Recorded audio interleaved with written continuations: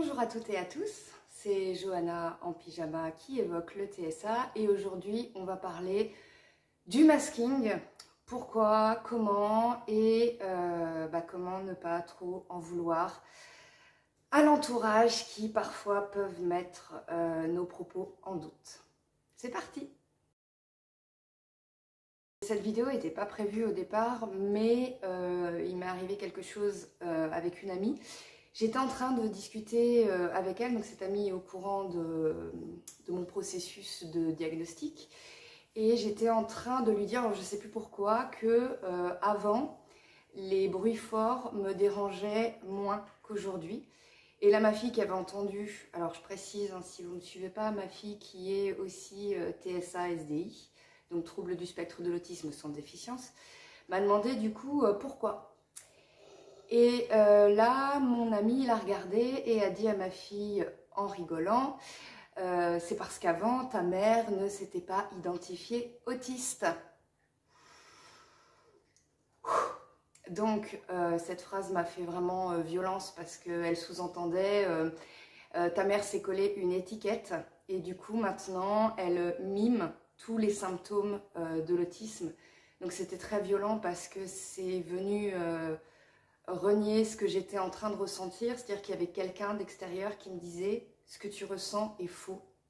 Et ça, je l'ai tellement vécu que j'ai beaucoup de mal aujourd'hui avec ça. Et en y réfléchissant, j'ai décidé en fait de ne pas en vouloir à mon amie. Alors sur le moment, je ne sais pas si c'était grâce à l'anxiolytique que j'avais pris l'heure d'avant, j'en prends pas tout le temps, mais là en l'occurrence j'en avais pris un.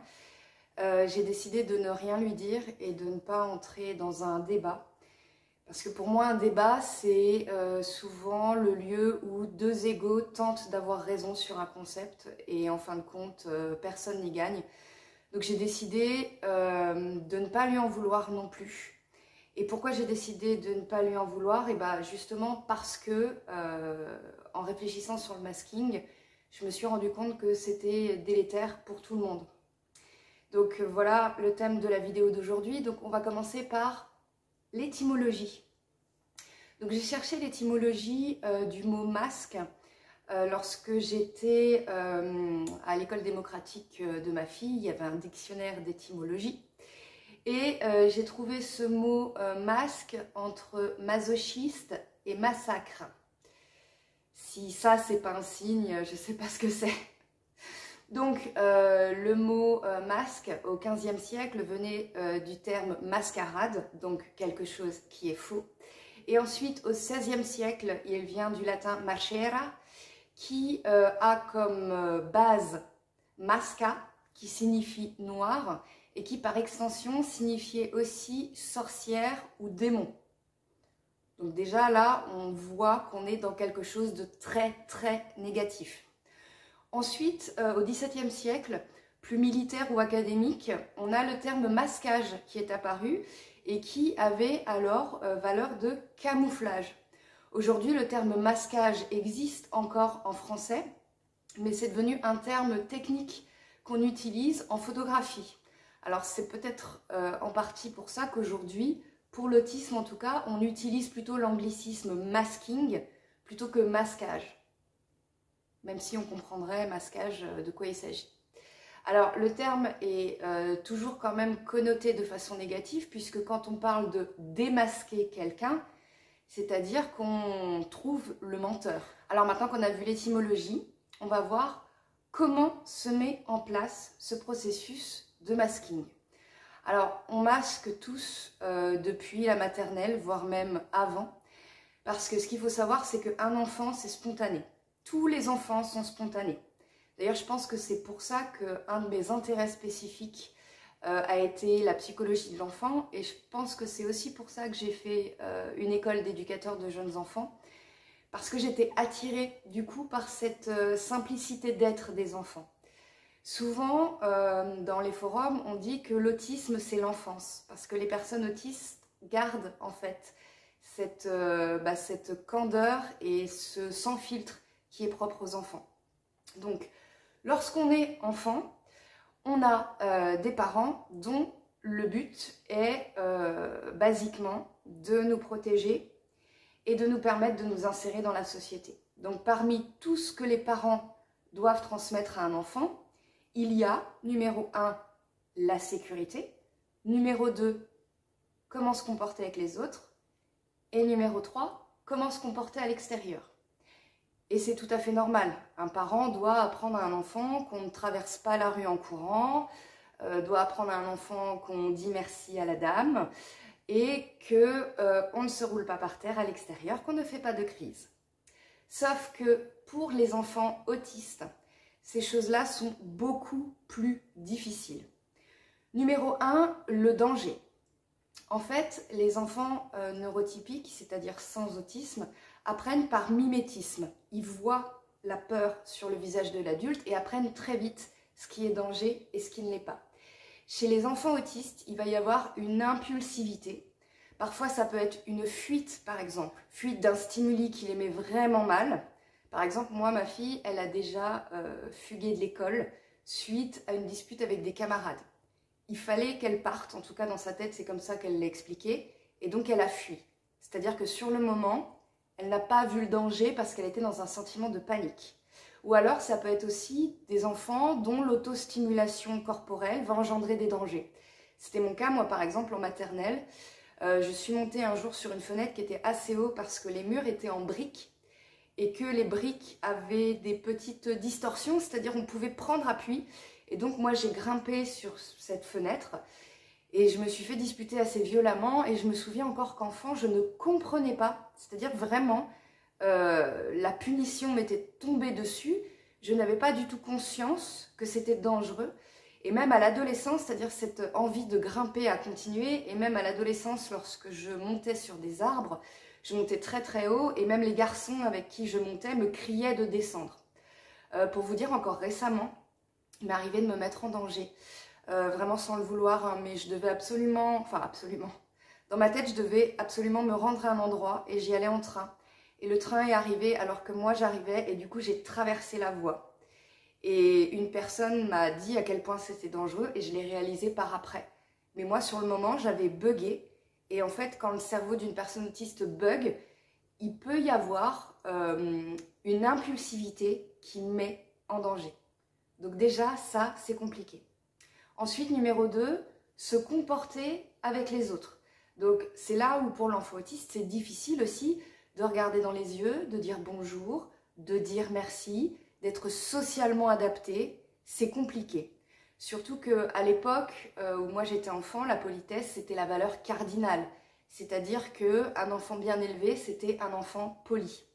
Et moi, pour vous dire, à l'époque, j'avais bien compris que quand on voyait quelqu'un, il fallait lui dire bonjour. J'habitais dans une cité HLM et du coup, je n'avais pas vraiment compris que bonjour, c'était quand on se voyait pour la première fois. Et du coup, je pouvais redire bonjour à quelqu'un que j'allais croiser 3, 4, 5 fois. Et tout le monde me disait, mais Johanna, on s'est déjà vu. Et ça m'énervait au plus haut point parce que je me disais, mais j'ai déjà fait ce qu'on me demandait, j'ai déjà dit bonjour. Pourquoi est-ce qu'on veut m'en rajouter encore ? Donc, deuxième point, se comporter avec les autres, difficile. Et enfin, troisième point, se comporter décemment à l'extérieur. Sauf qu'à l'extérieur, il y a des stimuli sensoriels. Il va y avoir de la lumière, du bruit, de la foule, des odeurs. Et ça, parfois, pour l'enfant autiste, ça va être très, très compliqué. Donc, c'est pour ça que certains enfants autistes vont se mettre à pleurer ou à vouloir fuir. Sauf que quand ces enfants-là ont compris que lorsqu'ils se mettaient à pleurer, c'était à cause d'un caprice, surtout qu'à l'époque, moi je vous parle dans les années 80, la fessée était encore courante. Aujourd'hui, on sait que c'est interdit, donc même les gens qui sont contre cette interdiction savent déjà que c'est une interdiction.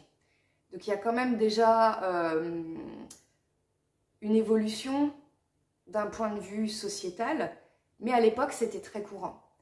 Donc un enfant autiste qui faisait une crise en public et qui se faisait frapper, lorsqu'il avait un quotient intellectuel qui lui permettait de rationaliser, eh ben c'est dit, je préfère faire ma crise autistique de l'intérieur plutôt que de me faire frapper devant tout le monde.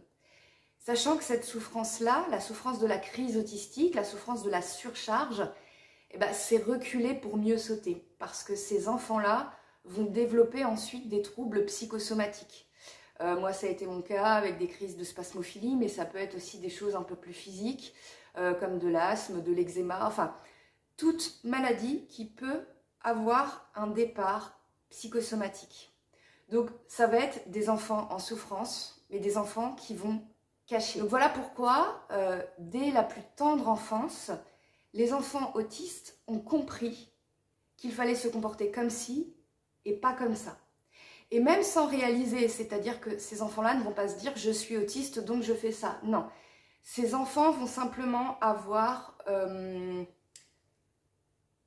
la clarté d'esprit de se dire « je suis différent et ça pour moi c'est difficile, donc il faut que je fasse comme on m'a appris ». Mais ça prend beaucoup de temps.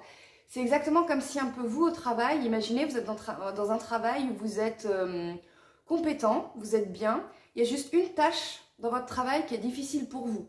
Ça peut être, je sais pas moi, faire la plonge, compter la caisse à la fin de la journée ou faire l'archivage des dossiers. Enfin, il y a une tâche dans votre travail où vous savez que vous êtes en difficulté. Et bien ce que vous allez faire, si vous voulez bien faire votre travail, vous allez mettre les bouchées doubles sur cette tâche. Vous allez voir que les autres le font très très bien, donc vous allez faire des efforts et ne même pas montrer que vous avez cette difficulté parce que vous vous dites, bah, si tout le monde y arrive, pourquoi moi j'y arrive pas? Et donc vous allez intérioriser, comme ces enfants, bah, que quelque part vous êtes défaillant. Alors vous allez me dire, il y a certains enfants autistes qui ne masquent pas. Oui, les enfants autistes qui ont pour comorbidité une déficience intellectuelle. C'est-à-dire que ces enfants qui vont être non-verbaux, qui vont avoir une déficience intellectuelle, vont du coup avoir du stimming ou des comportements tellement inadaptés qui vont être diagnostiqués bien plus tôt. Mais en fait, ici, ce qui est repérable, c'est ce que la déficience intellectuelle empêche de masquer. C'est-à-dire que ces comportements-là, ça ne veut pas dire qu'ils ne sont pas dans la personne. Ils sont juste cachés. C'est exactement comme si on vous demandait de prendre sur vous alors que vous avez très mal. Imaginez par exemple que vous êtes à un mariage de quelqu'un de très important pour vous. Mettons votre sœur, vous savez que c'est très important pour elle et vous avez une rage de dents. Mais la rage de dents vraiment badass quoi, la pire rage de dents que vous ayez de votre vie. Et bien qu'est-ce que vous allez faire? Vous n'allez pas vous barrer du mariage. Vous allez peut-être prendre un médicament, essayer de sourire. Vous allez peut-être aussi vous alcooliser un peu plus parce que vous savez que l'alcool, ça endort la douleur. Et bien imaginez-vous que être autiste, c'est un peu vivre ça, mais tous les jours. Donc combien de temps on tient comme ça? Et en fait, c'était ça la conversation avec mon amie. Quand je lui disais que auparavant les bruits forts me dérangeaient moins, en fait, c'est parce que à partir de 17 h, j'étais alcoolisée. Donc je n'étais pas cette personne embêtante qui demande de baisser le bruit de la télé, de la radio ou des voix, bah parce que j'étais bourrée. Et parce que justement, cet alcool, c'est comme si cet alcool mettait de la distance entre moi et mes sens. Donc j'arrivais enfin non seulement à ne plus prendre les bruits comme des déflagrations, mais j'arrivais aussi mieux à sociabiliser. Parce qu'on le sait, l'alcool est un lubrifiant social, donc quand on a très peu de sociabilité, bah malheureusement, on a parfois tendance à en abuser. Et moi, c'était mon cas, bien que à l'époque, je ne savais pas que j'étais autiste. Je pensais même qu'en fait, tout le monde faisait ça. Je me disais, si tout le monde boit en soirée, c'est pour que tout le monde puisse supporter les conversations inintéressantes et se supporter les uns les autres. Ce qui m'emmène du coup à vous présenter comment s'exprime le masking au quotidien. Alors comme j'ai dit tout à l'heure, ce qu'il faut savoir c'est qu'on masque même quand on ne sait pas qu'on est autiste, parce que comme je l'ai dit tout à l'heure avec l'exemple de l'employé qui sait qu'il a un problème dans un domaine, nous on sait, on a intériorisé depuis l'enfance qu'on était défectueux sur certaines choses. Donc on sait qu'il va falloir faire des efforts. Donc il y a du masking qui est conscient et du masking qui est inconscient. Je vais commencer avec le masking inconscient. Déjà numéro 1, il y a le visage. Alors il y a certaines personnes qui vont avoir un visage inexpressif en tant qu'autiste et d'autres qui vont sourire en permanence. En fait ça a été mon cas puisque moi je ne sais pas quelle tête faire, mais j'ai appris très tôt que le sourire ça passait toujours bien. Donc je suis quelqu'un et je le vois des fois sur des vidéos.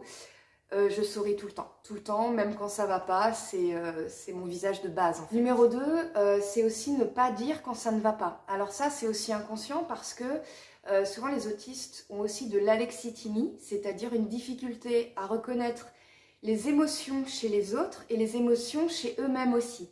C'est-à-dire qu'on sent qu'il y a quelque chose qui ne va pas, mais c'est comme une espèce de bouillasse, une espèce d'angoisse intérieure, et du coup, on ne va pas réussir à l'exprimer. Et quand on est comme moi, du coup, on va sourire quand même. Donc, on va complètement masquer qu'on ne va pas, et de façon inconsciente. Aussi, ne stimer qu'en privé. C'est-à-dire que très jeune, on a appris qu'il y avait des comportements ou des gestes qui ne se faisaient pas. On est repris dès la plus tendre enfance et du coup, on ne le fait pas.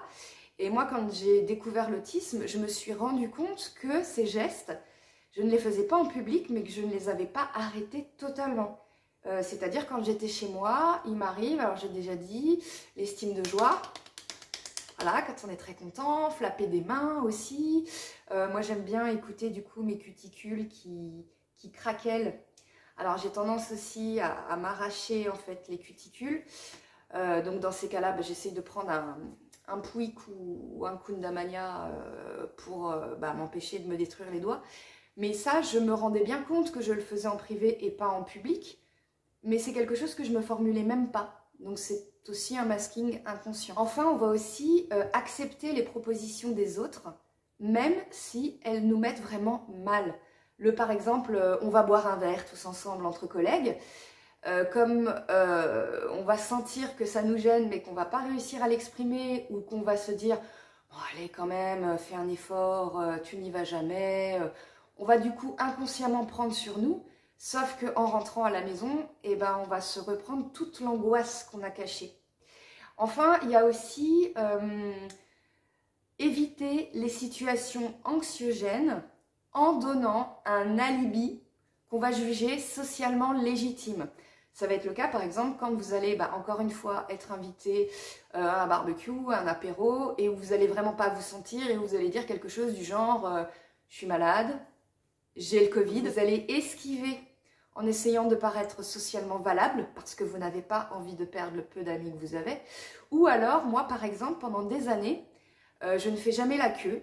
Et moi, je me disais que si je ne faisais pas la queue, c'est parce que j'étais impatiente et ou que j'avais la flemme. Enfin, du coup, je disais oh ben non, finalement, je veux pas de crêpes, il y a trop de queue, c'est pas grave.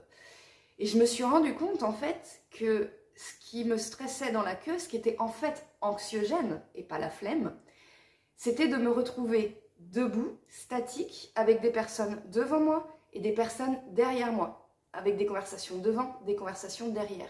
Et que du coup, c'était impossible pour moi. Je ne fais jamais la queue, sauf quand je suis avec quelqu'un de très proche. Et encore, il faut que ce soit une queue pas très longue, sinon je ne tiens pas beaucoup. Il y a ensuite tout ce qui est masking conscient, c'est-à-dire à des moments où on sait qu'on n'est pas vraiment soi-même, mais où on sait qu'on est obligé. Il va y avoir, par exemple, avoir appris des phrases par cœur en ce qui concerne le small talk. Bonjour, comment ça va? Il fait beau aujourd'hui.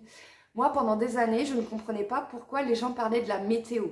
Ça me mettait hors de moi parce que je me disais, mais c'est pas intéressant la météo, c'est un phénomène climatique sur lequel on ne peut avoir aucun contrôle. Donc, pourquoi parler et reparler de la météo?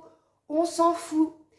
Et puis un jour, donc grâce à mes intérêts spécifiques, la psychologie, tout ça, je me suis rendu compte que parler de la météo permettait d'entrer en relation sans exposer trop de choses intimes. Et que par exemple, avec la boulangère ou un voisin, c'était une façon d'avoir une petite conversation, un petit small talk, de manière appropriée. Donc aujourd'hui, je suis la première à parler à mes voisins. Oh là là, de la pluie, quelle embête. Ou oh là là, qu'est-ce qu'il fait beau aujourd'hui, ça fait plaisir. Je le dis même la première. Il y a ensuite adapter sa conversation au code soit de l'entreprise, soit du groupe d'amis. C'est-à-dire de façon tout à fait consciente, utiliser les mêmes thématiques ou les mêmes formules. C'est-à-dire moi par exemple, des fois je m'entends parler, dire une phrase et je me dis cette phrase je la prononce jamais en privé, mais là dans ce groupe-là c'est cette manière de dire ça ou ça. Ne pas avouer qu'on est gêné par le bruit, par la lumière ou alors quand vraiment ça se voit, quand quelqu'un nous dit ça va pas, et de prétexter quelque chose de socialement légitime comme par exemple avoir une migraine.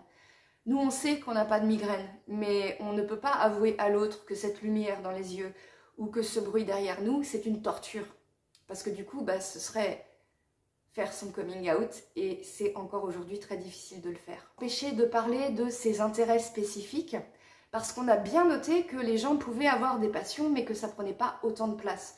Moi, je me souviens que quand je parlais de mes intérêts spécifiques, j'ai vite compris qu'à la façon dont on me regardait, c'était entre guillemets déconnant. C'est-à-dire par exemple quand je faisais de la généalogie et que je disais que sur tout un mur de ma chambre j'avais mis une nappe vraiment qui allait du sol au plafond où j'avais noté tous mes ancêtres, je voyais dans le regard de l'autre que c'était quand même dérangeant. Ou alors quand je parlais d'une musique de Daniel Balavoine et que je disais toutes les paroles jusqu'à la fin et que je ne m'arrêtais pas parce que je ne savais pas où m'arrêter, on me regardait bizarrement. Donc j'ai appris, du coup, à ne pas trop parler de mes intérêts spécifiques, tout comme j'ai appris à subir des conversations qui ne m'intéressent pas.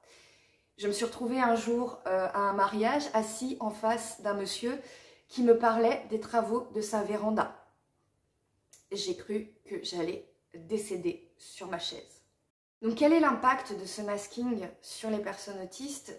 C'est un impact vraiment délétère parce que du coup on se construit ce qu'on appelle un faux self, c'est-à-dire qu'on n'est jamais vraiment soi-même et du coup on en vient à ne plus savoir qui on est parce qu'à force de se conformer aux autres, on en vient finalement à ne plus savoir qui on est à l'intérieur, parce que jusqu'à la fin de notre vie, la personne avec laquelle on doit vivre chaque jour, c'est nous-mêmes. Sauf que si nous-mêmes est un inconnu, vivre avec un inconnu, ça peut être très très angoissant.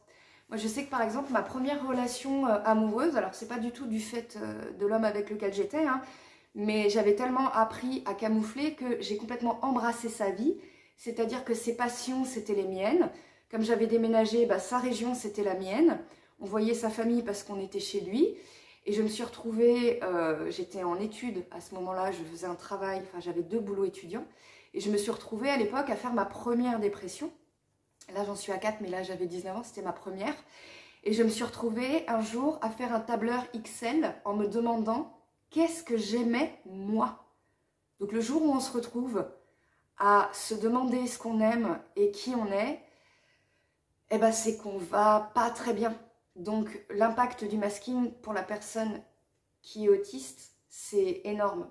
Ça peut mener à la dépression, voire au suicide. Surtout qu'il faut prendre en compte l'impact du vieillissement.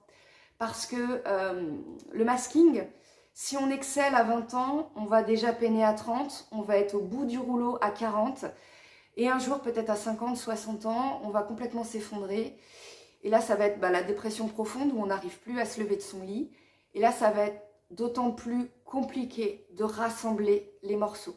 Parce que le masking, comme toute capacité, ça s'en va avec le vieillissement.